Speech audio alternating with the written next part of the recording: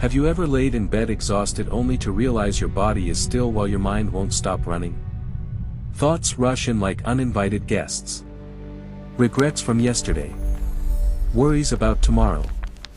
Small moments replayed until they feel larger than life. And suddenly the silence of the night becomes a storm inside your own head. This is the hidden battlefield most people never prepare for. Not the noise of the world, but the noise of their own thoughts. The Stoics knew it well. The mind can either be your prison or your freedom. Left untamed, it drags you into fear, envy, and endless overthinking. Trained with discipline, it becomes your strongest ally, a fortress no storm can breach. Think of Marcus Aurelius whispering to himself in the dark, reminding his mind what truly mattered. Think of Epictitus teaching that freedom begins not with the world changing, but with us mastering how we think about the world. The question is simple yet piercing. Are you steering your thoughts, or are they steering you? Tonight, as you listen, you'll be invited to step into that quiet space between impulse and intention where clarity is born. Not to escape your thoughts, but to learn how to hold them, shape them, and transform them into strength. Stay with me because what follows may change the way you live the rest of your life. Number 1, drawing the line, what is yours and what is not. As we step into the first chapter, picture yourself standing in front of a door.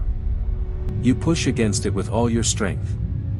You shake the handle, pull, even kick, but nothing happens. The door will not open, no matter how desperately you try. Hours pass. You grow frustrated, drained, and bitter. Then at last, you realize something devastating. The door was never yours to open. The key never belonged to you. This is how many of us live our lives. We wrestle with what cannot be changed. We pour our energy into battles we cannot win. We beg the world to bend when the world has no interest in yielding. And in doing so, we chain ourselves to suffering that was never necessary. Epictitus said, "Some things are up to us and some things are not." Simple words, but they cut deeper than most people ever dare to face. This single line is not just philosophy. It is liberation. It is the difference between a life wasted in resistance and a life rooted in peace. The question is whether we will learn to live by it. Think of the last time someone spoke ill of you behind your back. Maybe it was a coworker questioning your competence. Maybe a friend doubting your intentions. Maybe family whispering judgments you never had the chance to confront. Your heart raced, your stomach tightened. Anger rose, begging you to fight back, to prove them wrong. But here is the harsh truth. No matter what you say, no matter how carefully you explain, you cannot climb inside their mind and rewrite their thoughts. You cannot force their mind. That has never been yours. What you can control is yourself. You can choose to respond with dignity. You can choose not to let their poison enter your bloodstream. You can choose silence or clarity or even laughter. That is real control. That is where strength lives. Marcus Aurelius once wrote in his Meditations, "You have power over your mind, not outside events." Realize this and you will find strength. He was not speaking as a philosopher in comfort, but as an emperor drowning in responsibility, betrayal, and endless crisis. If he, seated at the heart of the Roman world, could remind himself daily that control ends at the edge of the self, then so can we. Now imagine a different scene. You are driving home. The rain begins to fall hard, slamming against the windshield. Traffic slows, horns blare. A car cuts in front of you recklessly, nearly grazing your bumper. In that instant, your blood surges. You grip the wheel tighter, ready to lash out, ready to scream, ready to let anger flood your veins. But pause.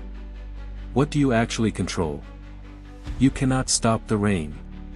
You cannot turn the light green. You cannot reach into that other car and demand courtesy. The only thing left is you.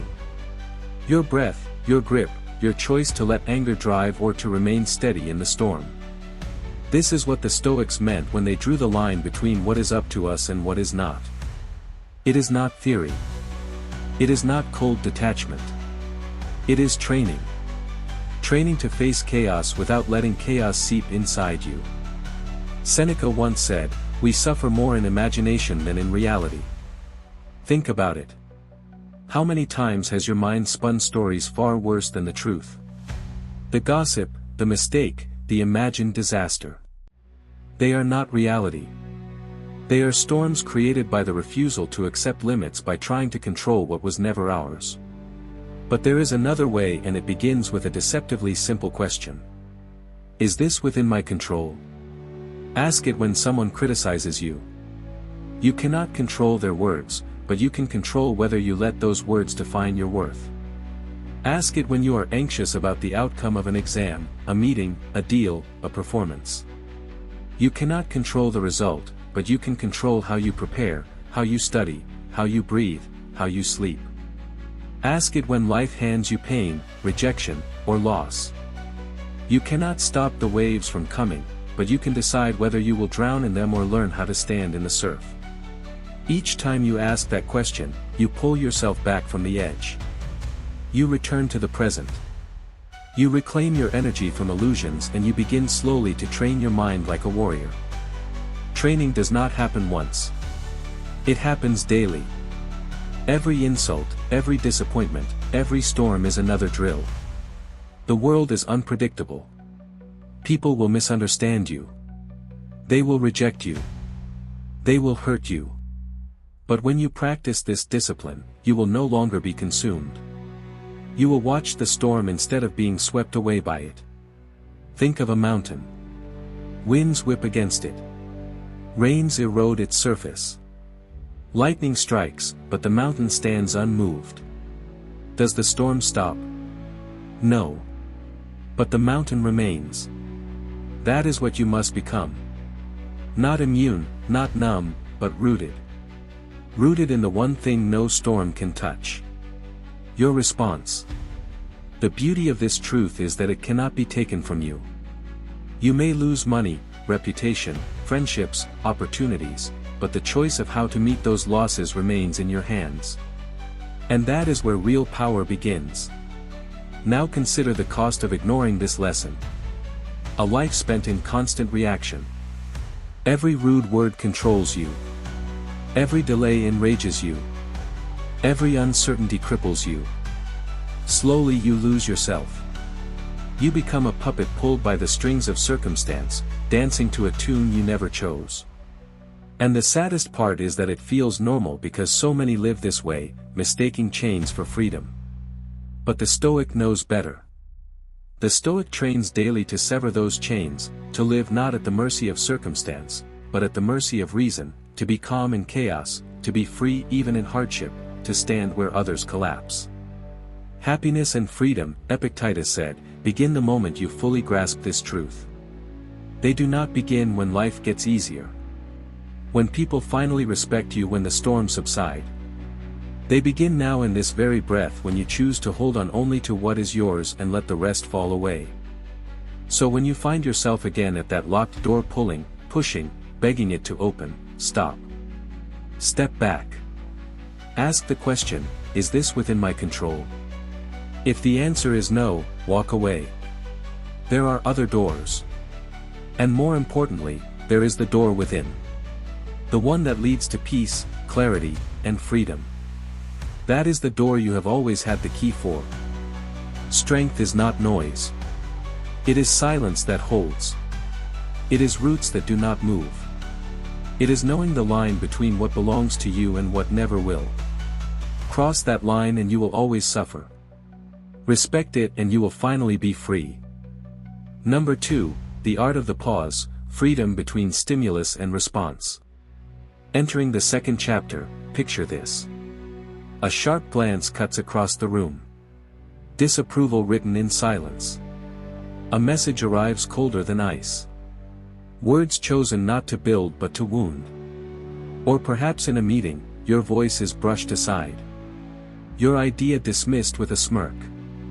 In those moments, the fire rises fast. Your jaw tightens. Your heart races. Instinct begs you to react. And yet, Hidden in plain sight, there is a pause, a gap, a sliver of space where freedom lives. Have you ever felt it? That fragile, fleeting second before the explosion, before words spill that you cannot take back. Most people miss it. They are dragged by the chain of emotion, slaves to the trigger. But the Stoics teach us to see that instant differently. They remind us that within it lies the miracle of choice. Viktor Frankl, who endured horrors beyond imagination, wrote, "Between stimulus and response, there is a space. In that space is our power to choose our response. In our response lies our growth and our freedom." These words are not gentle theory. They are blood-tested truth. And the Stoics centuries before him were already sharpening this sword. Let's step deeper with a story. Imagine sitting in a crowded room. Your manager without warning criticizes your work unfairly in front of everyone. The sting is immediate. Your pride burns. The urge to fight back claws at your throat. This is the trigger. This is the moment most surrender to impulse. But a Stoic, even for 3 simple seconds, waits. Breath in, breath out. In those 3 seconds, you rise above instinct. You are no longer a victim of the moment. You are its master. Marcus Aurelius, a man who carried an empire on his shoulders, whispered to himself, "You have power over your mind, not outside events. Realize this and you will find strength." Notice what he did not say. He did not promise control over the words of others, nor over the blows of fate. He spoke of the inner citadel, the fortress inside that no soldier, no slander, no storm can breach unless you open the gates. Strength then is not the loud reaction, the instant defense, the cutting comeback. Strength is restraint. Strength is the invisible act of holding the sword without swinging it. To govern yourself in the heat of provocation is to walk a path most never dare. For those without training, the mind is like a wild beast, reacting, lashing, consuming itself. But the trained mind, shaped by awareness and discipline, becomes the gatekeeper of the soul. It decides what enters. It decides what is released. Here's where practice transforms philosophy into power. The Stoics advise daily rehearsal, not abstract musings. One simple exercise, the 3-second stillness rule. Before you answer anger with anger, before you let hurt dictate your tongue, pause for 3 seconds, just 3. Breathe. Remind yourself this is the gap. In this gap, I choose who I am. At first, those seconds will feel impossible. The beast of instinct will snatch. You will want to break the silence to let rage drive, but keep at it. Each pause is a victory. Each breath is a brick laid in the walls of your fortress. Over time, you will discover something astonishing. Life does not get easier. People will still criticize. Circumstances will still blindside you, but you will no longer be ruled by them. The chaos outside loses its grip when you hold fast inside. Let's advance with another picture. A child pokes a sleeping lion. The lion roars, leaps, attacks, predictable, weakness disguised as strength. But what if the lion simply opened its eyes, calm, unmoved? The child would step back in fear, for nothing is more unsettling than power under control. That is what mastery looks like. Not rage unleashed, but composure unbroken. Seneca warned, "A man who is angry at the world is always punished more than the world itself." When you react blindly, you suffer twice. Once from the wound itself, and again from your own response. But when you claim the space between, you cut suffering in half. You carry only what is yours, not the burden others try to place upon you. This is not weakness. This is agency. To choose your response is to seize control of the only domain that has ever been yours. When you govern your reactions, you become untouchable. People may still insult you, betray you, misunderstand you, but they cannot own you. You stand unshaken because you refuse to sell your peace for the price of impulse. Now imagine a world where you train this skill daily. Where every trigger became an invitation, every insult a chance to practice, every storm a rehearsal for calm. Slowly your mind would grow resilient. Not because fate grew kinder, but because you became stronger and those around you would see it. They would sense a gravity in you, an aura that comes not from force, but from discipline. This is the magnetic calm of the Stoic, the presence of someone who cannot be dragged into the mud. But here's the warning. Do not mistake this discipline as the finish line. To pause before reaction is the first stage, not the last. The Stoics went further. They prepared for storms long before the first drop fell. They practiced imagining the worst so that when it arrived, it found them ready. They called it premeditatio malorum, the premeditation of adversity. So as we close this chapter, remember this. Every moment carries a gap. And in that gap, your true self waits. Step into it and you will find freedom. Step out of it and you will remain a slave to impulse. The choice is yours. And in the next stage, we descend into one of Stoicism's most profound practices. Preparing in advance for loss, rejection, even death, not as pessimism, but as the ultimate shield. Because when the worst is already faced in the mind, reality can never shatter you. Are you ready to face it? Number 3, rehearsal for reality, forging resilience through premeditation.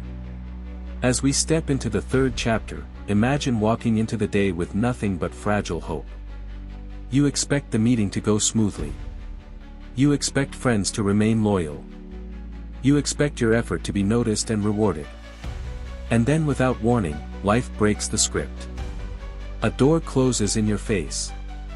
Someone you trust betrays you. The project you poured your soul into collapses overnight. The slap is sudden. The sting lingers and you find yourself shattered not only by the event itself, but by the fact that you never prepared for it. Most people live this way. Their peace is tied to things unfolding according to plan. But plans fail, expectations shatter, and when they do, the unprepared mind crumbles. The Stoics knew this truth well. They refused to build their peace on wishful thinking. They did not abandon hope, but neither did they worship it. Instead, they trained their minds to face adversity before it arrived, so that when fate struck, they stood ready. Seneca once wrote, "Expect the worst so you can prepare your mind for the best." To modern ears, it may sound grim, but to the Stoic, this is not despair. It is discipline. It is not surrender. It is strength.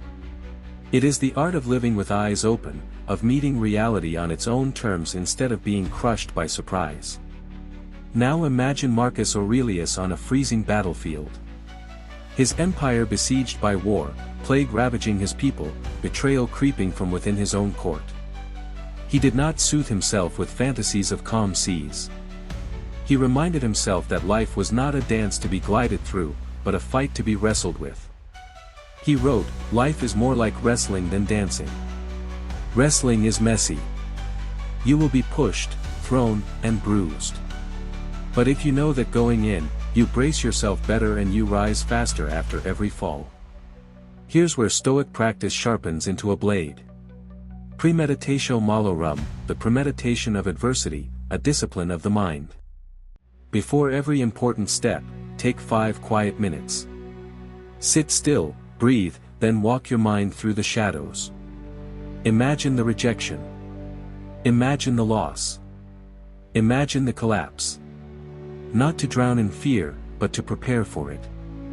Ask yourself, if this happens, how will I respond? What will I do? What will I refuse to become?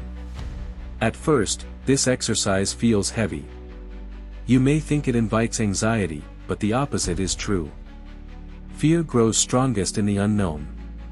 Once your mind has walked through the fire in advance, the flames lose their terror. The unexpected becomes expected. The shock disappears and in its place comes calm readiness. Your brain stops spiraling and says instead, "I've been here before. I know what to do." That shift is where serenity is born. Consider Amelia Earhart, the first woman to fly solo across the Atlantic Ocean. She did not step into her tiny plane fueled by blind optimism. She knew that a single failure, an engine breakdown, a sudden storm, a navigational error could cost her life. She was not fearless because she ignored these dangers. She was fearless because she rehearsed them in her mind long before takeoff. She visualized radio silence, engine trouble, forced landings. She practiced the solutions. So when the real risks came, she met them not with panic but with poise. That is Stoic courage. Do not run from fear. Walk straight through it. Do not let hope lull you into weakness. Let wisdom harden you into readiness. Amelia did not conquer the Atlantic on luck.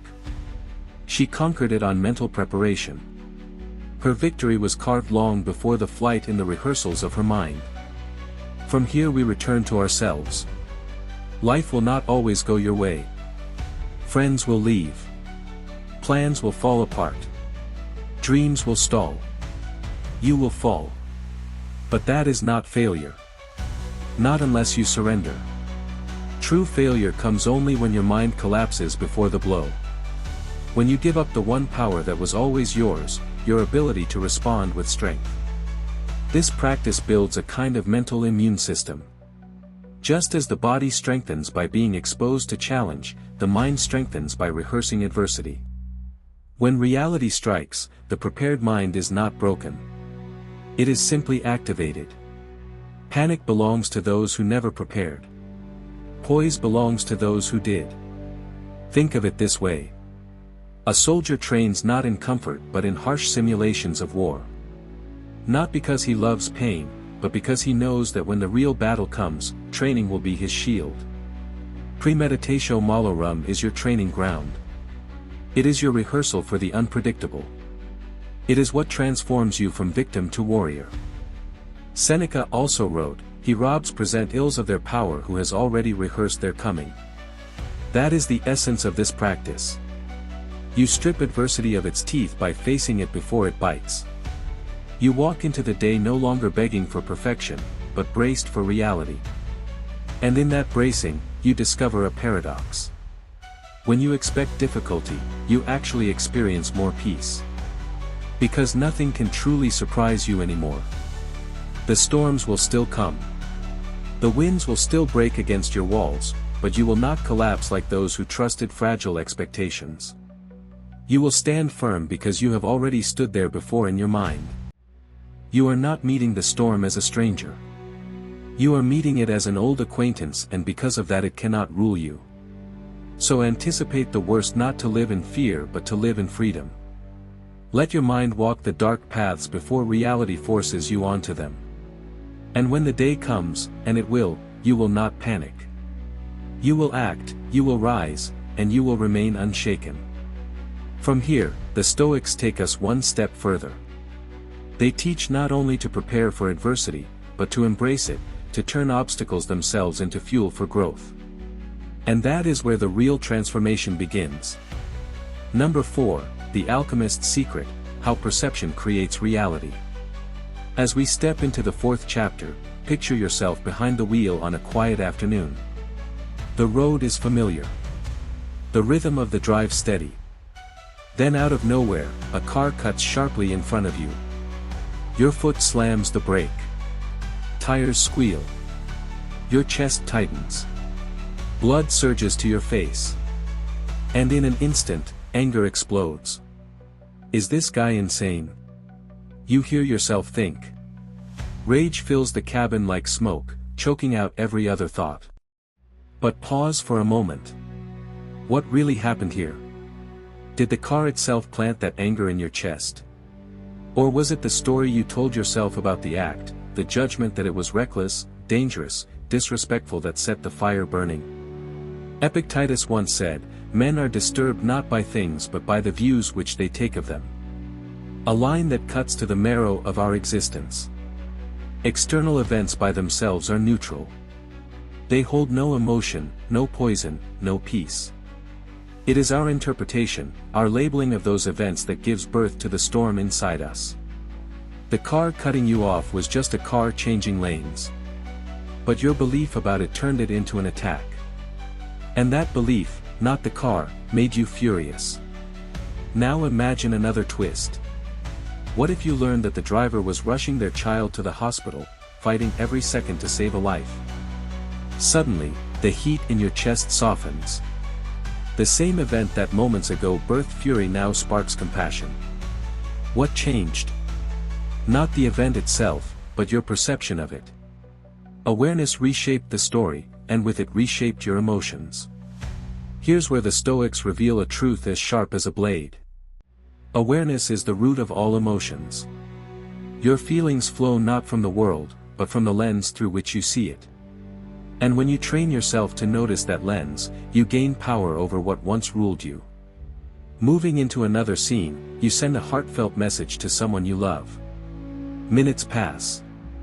Then hours, still no reply. A heaviness creeps in. Thoughts whisper. They don't care. I must not matter. Your heart tightens.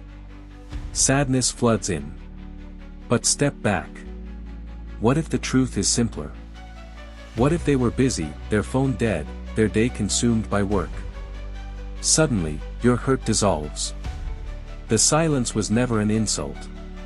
It was your interpretation that made it so.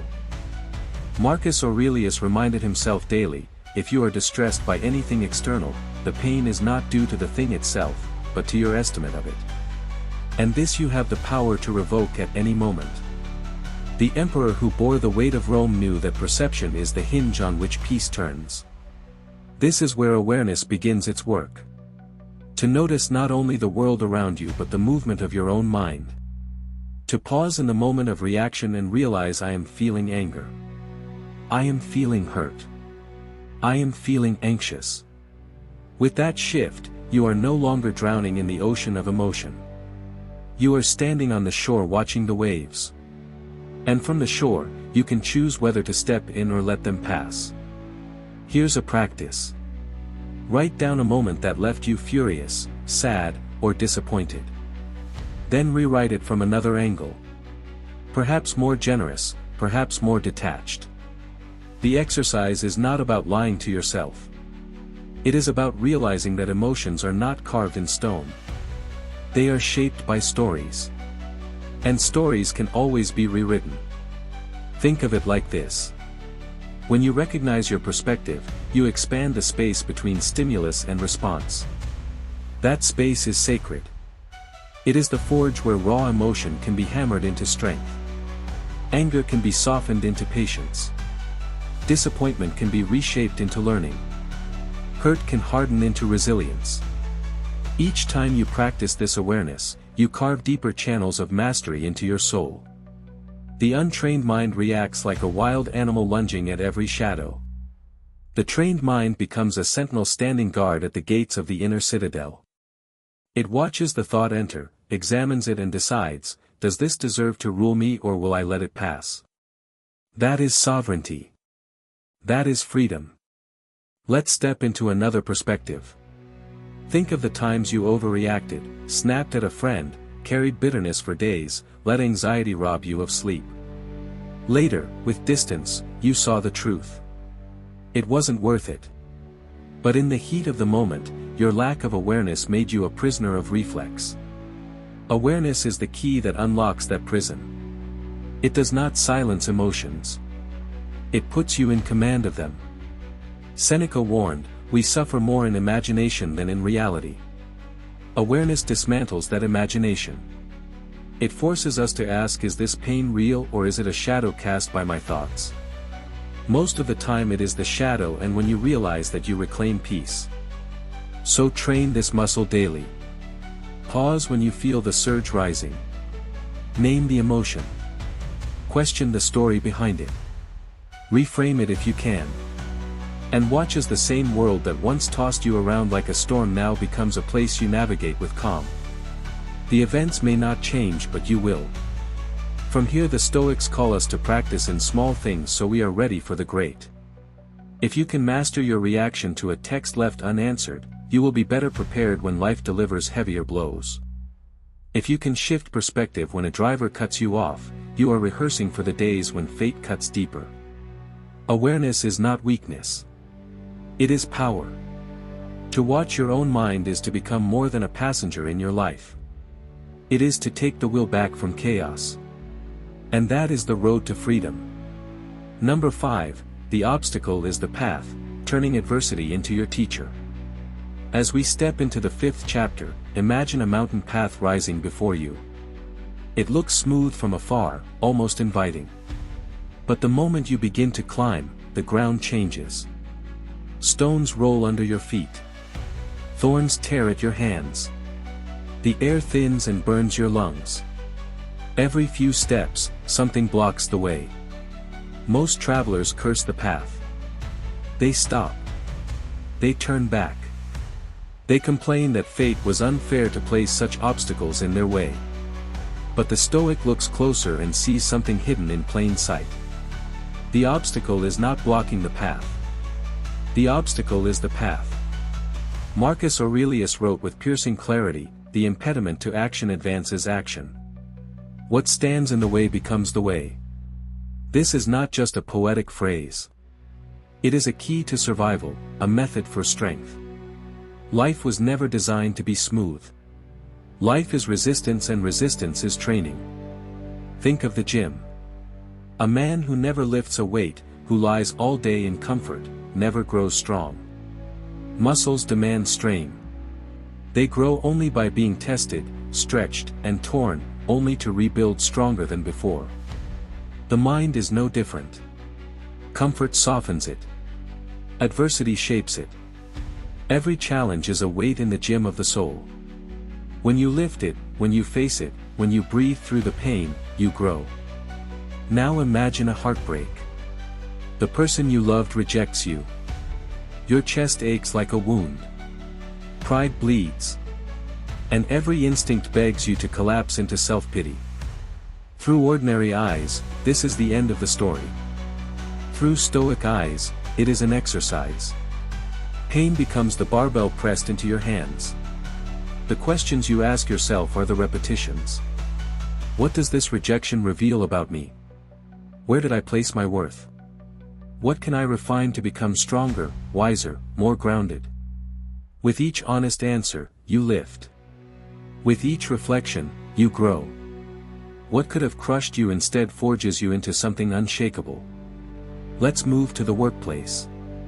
A project you believed in collapses. A colleague misjudges you, spreading doubt about your competence. Your confidence wavers. Anger stirs. Disappointment sinks heavy into your chest. The untrained mind either lashes out or retreats into bitterness. But the Stoic pauses. They see the rubble as raw material. They ask, what can this teach me about patience? How can I communicate more clearly next time? What does this reveal about my attachment to reputation? Suddenly the failure becomes training. The insult becomes endurance. The loss becomes wisdom. Seneca warned, difficulty strengthens the mind as labor does the body. Ease lulls us into weakness. Hardship forces us to clarify who we are. Each painful event strips away illusion and leaves us with truth. And truth, though sharp, always shapes us.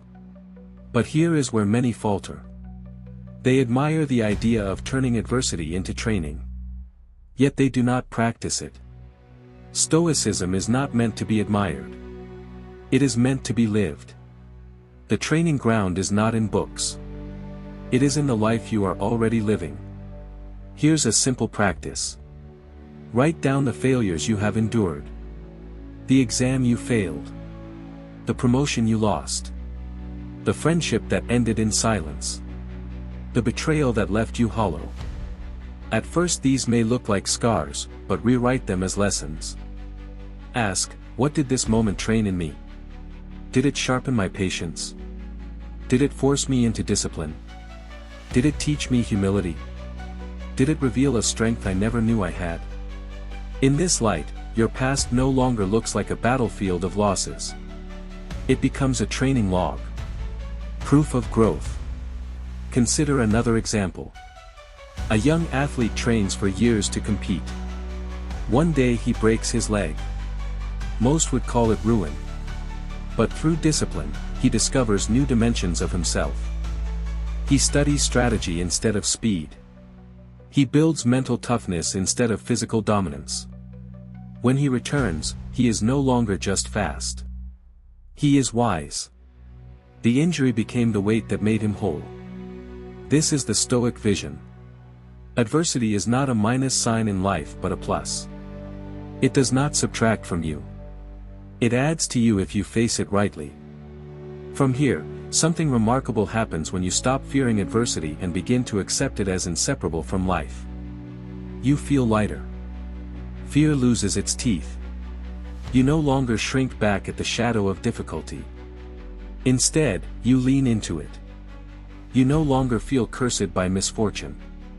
You feel trained by it. You stop seeing yourself as a victim of fate and begin to see yourself as a warrior in training. Every wound is a scar of strength. Every fall is still a step forward. Epictitus, who lived as a slave before he became a philosopher, understood this deeply. He said difficulties show what men are. He did not say difficulties create weakness. He said they reveal what was always inside you, and with each trial you are given the chance to refine that inner core. Look back at your own story. Was it not the hardest seasons that taught you the most? The heartbreak that forced you to grow independent. The failure that humbled your pride and built discipline. The loss that carved out deeper compassion. The nights of despair that made the mornings of clarity shine brighter. Adversity has never truly been your enemy. It has always been your teacher, paving the road you could not yet see. At this stage, the lesson sharpens. A Stoic does not expect adversity to disappear. A Stoic expects adversity to arrive and expects themselves to grow because of it. To pray for a life without hardship is to pray for a body without bones. It would collapse under its own weight. Life demands weight. Growth demands resistance. Greatness demands trial. So when the road rises steep, when the storm breaks, when rejection cuts deep, remember this is training. This is the gym where your spirit grows. What stands in the way has never been the enemy. It has always been the way. And as you walk with this spirit, something within you transforms. You do more than merely live.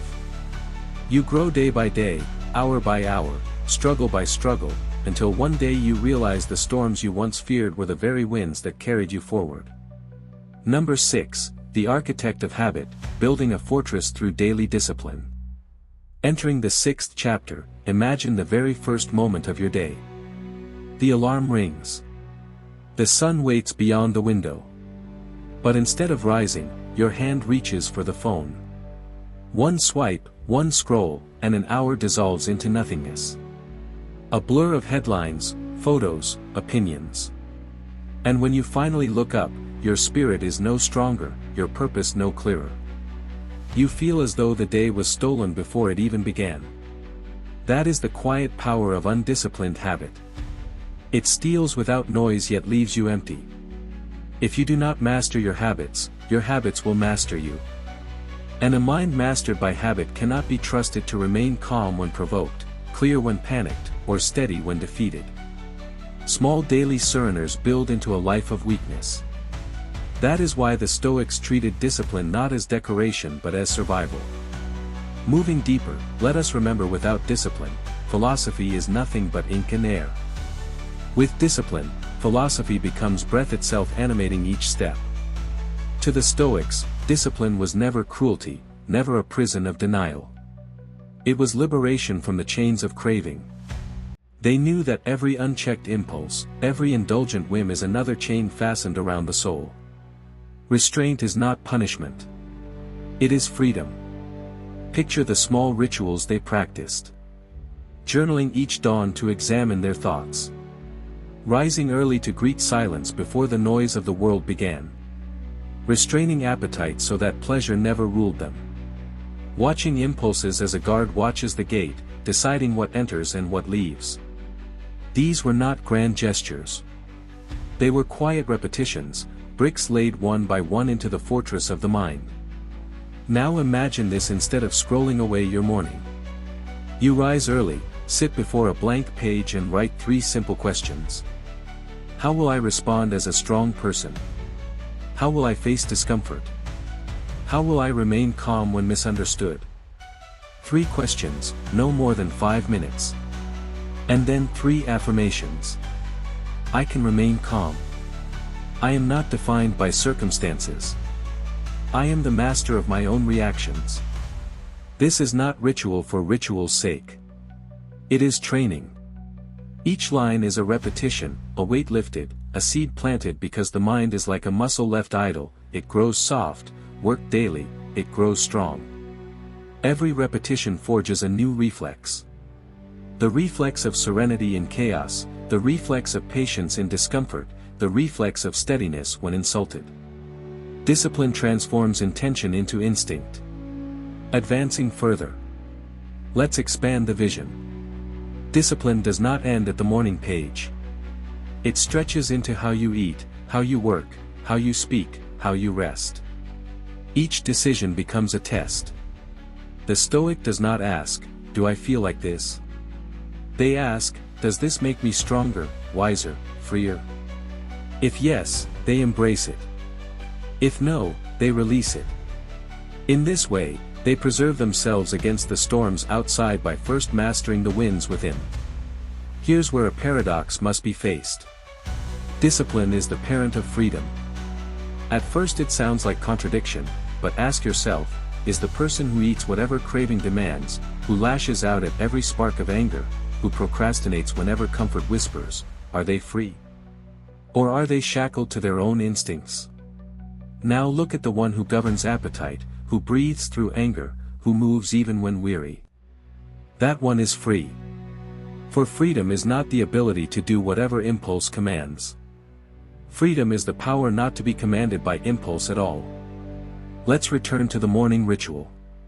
Just 5 minutes to shape the day to turn drifting into direction. 3 questions to brace for hardship. 3 affirmations to anchor the self. These are small seeds. Yet when planted daily, they grow into a towering tree. A tree that does not bend with every storm. A tree that shields you with its branches of resilience. Discipline is not loud. It is not dramatic. It is quiet repetition, invisible to others, undeniable in its results. Here's a truth that takes time to accept. Discipline is not a sprint. It is not conquered in a single heroic act. It is a way of living. It asks not for bursts but for patience, not for perfection but for persistence. The Stoics never sought sudden transformation. They sought steady sharpening day by day until serenity became second nature. At this stage, you realize something profound. Mastering your habits is the key to mastering your emotions. A person ruled by distraction cannot suddenly summon clarity in crisis. A person enslaved to indulgence cannot suddenly call forth endurance in hardship. The calm you hope to carry in life is forged in the small choices you make every morning, every hour, every breath. So let discipline be your daily companion. Let each act of restraint, each moment of awareness be another brick in the fortress within. And over time you will find your mind no longer tossed about by the chaos outside. It becomes a calm domain where reason rules, a citadel unshaken by the noise of fortune. And from here the path opens to the final principle. If discipline is the fortress that guards your soul, then living in harmony with your values is the torch that lights your way. It is not enough to control habit. You must direct your strength toward meaning. That is where we turn next. Number 7, the anchor in the storm, living by values, not by feelings. As we step into the 7th chapter, imagine a tide rising without warning. One moment the shore is calm, the next a wave crashes so suddenly it pulls you off balance. This is how fleeting emotions strike. A burst of joy makes you forget your long-term purpose. A spike of anger tears composure from your grasp. A shiver of fear makes you retreat when courage was needed most. Emotions are powerful, yes, but they are also mercurial. They arrive without invitation and vanish without farewell. Epictitus warned us not to hand over the reins of our lives to passing impulses. For values endure while emotions flicker like sparks in the wind. To live by values is to cast anchor in the storm.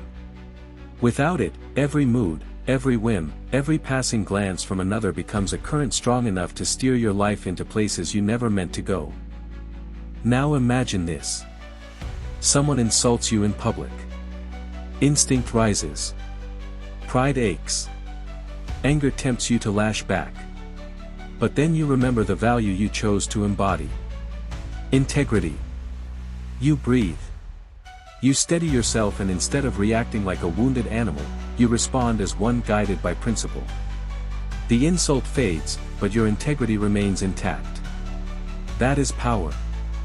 Marcus Aurelius often reminded himself that dignity was not something granted by others, but something protected by living according to reason. To choose values over impulse is to live with consistency. It is to remain yourself no matter how turbulent the world becomes. Moving further, let's look at disappointment. A door closes. An opportunity slips away. Your heart wants to drown in despair. But if perseverance is one of your chosen values, you do not collapse. You stand, dust yourself off, and move again. By placing value over feeling, you transform disappointment into endurance. History gives us a striking example in Socrates. He accused of corrupting the youth and defying the gods. He was given every chance to escape death. If only he would renounce his teachings or flee the city. Most would have grasped at life. But Socrates lived for values higher than survival: truth, integrity, courage. In court, he declared, "The unexamined life is not worth living." Then with calm resolve, he drank the cup of poison. His body perished, but his example endures eternally. Fear shackled many in Athens. But Socrates showed that to live by values is to be free, even at the edge of death. From here, reflect on your own life. How many mistakes trace back to emotion overruling value? A careless word in anger shatters a friendship. A hasty decision in fear closes the door on opportunity. A moment of desire blinds you, leaving behind regret that lingers for years. These are not accidents of fate. They are the cost of letting emotions steer the wheel. But contrast this with a life rooted in values. When integrity guides your speech, your words carry weight. When courage guides your choices, fear loses its bite. When compassion guides your actions, bitterness cannot take root. Values bring clarity. They bring steadiness. They bring meaning. At this stage, the Stoic practice becomes practical. Values are not to be admired from afar. They must be written, examined, lived. Sit quietly. Write down 3 values that matter most to you. Perhaps integrity, perseverance, compassion. Ask yourself daily, did I live in alignment with these today? Did I let emotions drag me away from them? The power of this practice is subtle but profound. Over time, you notice change. You grow slower to anger because calmness is the value you chose. You grow less fearful because courage is the value you honor. You become less seduced by short desires because honesty and commitment to what lasts now carry more weight. Slowly emotions stop ruling you. They become signals but not masters. Seneca wrote, "No man is free who is a slave to his body." The body craves the emotions surge. But freedom belongs to the one who resists being dragged. Real freedom is not doing whatever emotion demands. Real freedom is choosing in line with what the soul knows to be right. Now imagine life as a voyage. To be led by emotion is to let the wind decide your path. One day you are soaring high, the next you are dashed against the rocks. But to live by values is to cast anchor in the deep. The storms may rage, the waves may rise, but your vessel remains steady, your direction clear. Let us take another example. You feel fear before an opportunity, perhaps a speech, a new venture, a bold step into the unknown. The emotion whispers, stay back. Stay safe. But your value is growth. Your value is courage. So you step forward despite the fear. And in doing so, you discover that fear was only smoke easily passed through once you stop obeying it. Or consider anger. A colleague undermines you, spreads lies, makes you look small. Emotion demands retaliation, but your value is composure. Your value is reason. You resist the temptation to fight fire with fire. Instead, you act with dignity. In time, others see the truth. And your honor stands taller than any argument could have built. This is the transformation Stoicism offers. It does not deny emotion. It acknowledges it, respects it even as part of being human. But it refuses to hand over control. Emotions are waves. They rise, they fall. Values are bedrock. They remain. To live by values is to root yourself in what cannot be moved. Training the mind to live this way requires patience. It is discipline in daily reflection, courage in daily choices, humility in daily corrections. But the reward is immense. You become consistent, unmoved by temporary highs or lows. You act not for the approval of others, not to silence fear, not to indulge craving, but to remain true to what you have declared sacred. Here's where the lesson crystallizes. Emotions are not the enemy. They are signals like clouds drifting across the sky. But to let them steer your life is to let your boat drift aimlessly across a wild sea. To live by values is to anchor yourself. To choose direction, to move with purpose. So ask yourself now, what are the 3 values you cannot betray? Write them, live them. Let them become the compass that steadies your course. For storms will come, waves will crash, but with values as your anchor, you will never be lost. And from here we arrive at the essence of Stoicism, the freedom of self-mastery. Not freedom to indulge every emotion, but freedom to stand above them. Not freedom to avoid hardship, but freedom to meet hardship with dignity. This is the highest freedom. The freedom to live a life that is whole, steady, and true. Conclusion, the freedom of a trained mind. You do not need to bend the whole world to find peace. It begins closer than you think. It begins with the quiet discipline of your own mind. When you train your thoughts to see what truly deserves your energy and what deserves your release, life feels lighter. The noise around you keeps moving, yet you stand clear inside it. Choose response over impulse. Choose intention over habit. When emotions pull, return to the center you have built. You are not escaping life. You are meeting it with steadiness. This is how you stop being a victim of circumstance and become the author of your day. Adversity will still visit. Let it become your teacher. Use each challenge to practice patience, to practice courage, to practice compassion. A Stoic is not numb. A Stoic feels deeply and refuses to be ruled.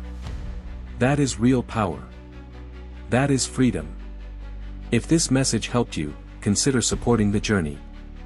Tap like to help it reach someone who needs it. Subscribe and turn on notifications so we can keep building a resilient mind together, one practice at a time. Your presence matters here. Share a thought before you go. Comment calm mind. As you step back into your day, carry one truth with you. You can always choose how you think. You can always return to the quiet space where clarity lives. Start small today. Breathe, notice, decide, repeat. You will be amazed at what begins to change when you keep your word to yourself. In the next video, we will explore simple daily rituals that anchor focus and protect your attention in a restless world. I am glad you are here. Keep going. You have more strength than you know.